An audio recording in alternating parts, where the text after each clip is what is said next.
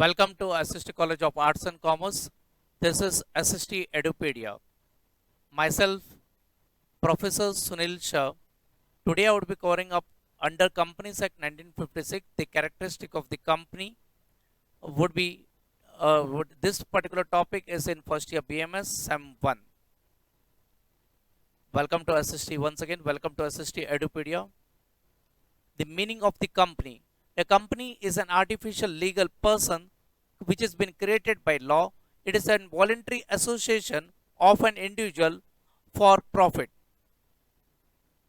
According to section 3, subsection 1 of Companies Act 1956, which defines a company formed and registered under the act, or the companies which are already been in existence before 1956, they are applying for the registration.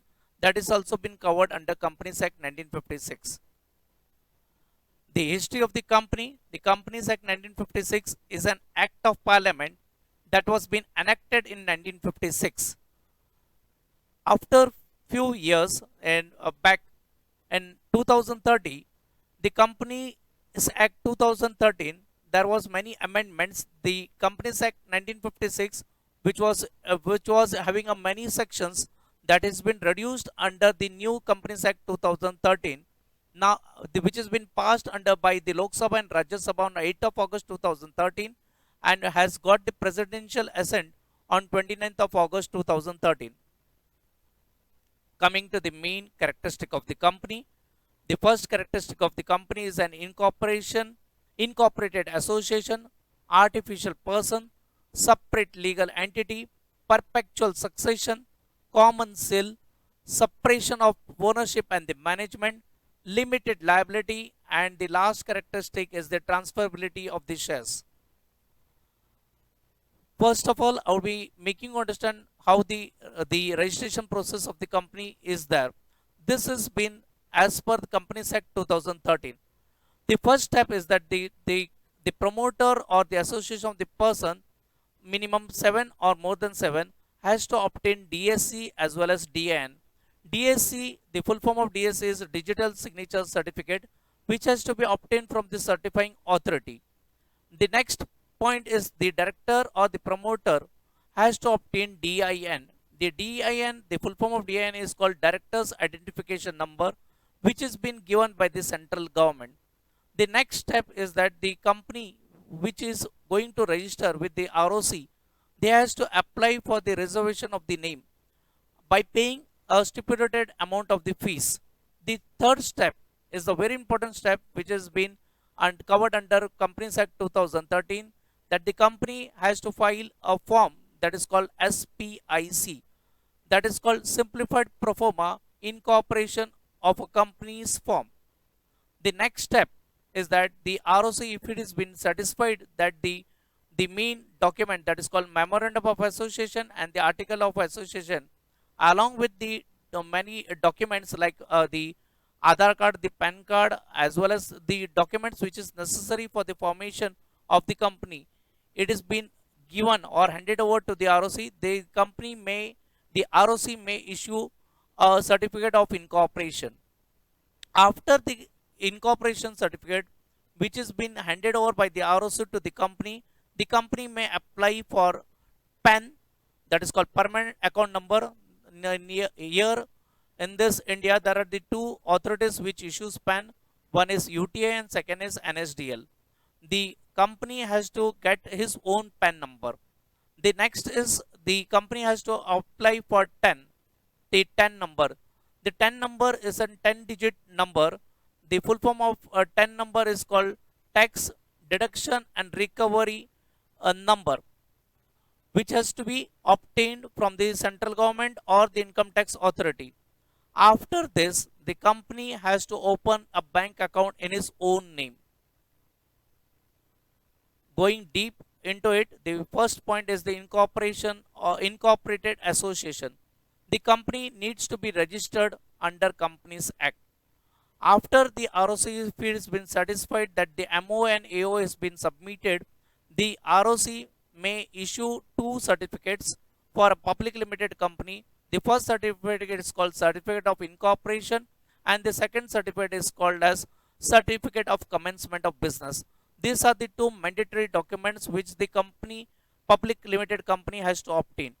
Whereas in case of a private limited company, it is the company can start the business after getting the certificate of incorporation. The next point is an artificial person. A company, once it is registered, it becomes a registered company, which is also known as an artificial person. It has been created by a law. The company can own property. That means the company can buy the property in its own name. Company can sell the property in its own name. They can float the tender in the name of the company. They cannot do it in the individual's name. The chairman or the managing director of the company cannot buy the property in its own name, but they have to buy the property in the name of the company. Second is the second important part is that it can enter into the contract in the name of the company. Suppose X company can enter into contract with the Y company in the name of the company itself, not in the personal name of the director. The next point is that the company has to open a bank account. The company can open a bank account with any of the scheduled banks. The next character is that the separate legal entity. A company exists as a separate legal entity which is different from the shareholders and the members. The company and the shareholders are two different persons. The shareholders main part is that they can attend to the AGM or extraordinary general meeting when it has been called up by the chairman or the directors of the company, and they can put their views. But the company will run with the board of directors or the directors. Due to this feature, that is a separate legal entity, the shareholder can enter into contract with the company. The next very important point is the perpetual succession. The meaning of the perpetual succession, as defined in section 34 subsection 2 of Companies Act 1956, is that the company cannot die a natural death. The company has to be wound up. The company has to be wound up by the tribunal or by the company law board. The death or insolvency of a member or does not affect to the existence of the company. The members can go and come, but the company will go on and on. The company, being an artificial person established by the law, perpetuates exist regardless of the difference in its membership. The next characteristic is the company's seal. The company's seal is said to be an important document.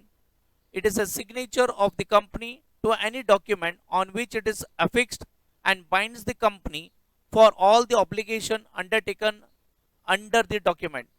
Companies Act 2013 provides that the companies shall have a company seal from the date of its incorporation. Now the latest amendment which has been done under the Companies Act 2013, it is not necessary to have a company's seal. There is a separation of the ownership and the management. A company is not at all run by all the members but by their elected representatives called board of directors. A member has no right to interfere or participate in the management of day-to-day activities of the company. That is the very important or a separate very important characteristic of the company, that is separation of the ownership and the management. Limited liability.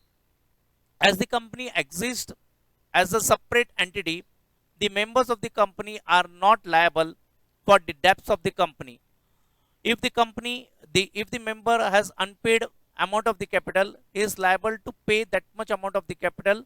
If the company wounds up, he would be liable to pay only to the share of this contribution to the company. The liability of the member of the company is limited. Transferability of these shares.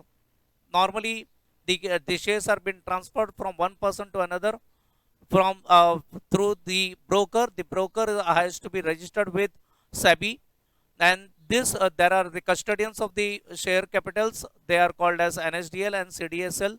The shares has to be kept in dematerialized form, and the CDSL and NSDL keeps the custody of the shares. Shareholders of a public limited company can transfer their shares as per the rules laid down in the articles of the association. However, in the case of private limited company, there might be some restriction on the transfer of the shares. Capacity to sue and be sued. This is a very important feature under the Companies Act. The company has to file the case in the name of the company, or if anyone wants to file a case, then he has to file in the name of the company. The company has the capacity of suing a person or being sued by another person in its own name. A, a company though can be sued or sue in its own name. Suppose X company wants to file a case against Y company, they have to file in the name of the company, but the representation has to be done by the natural person. This is in all about the characteristic of the company.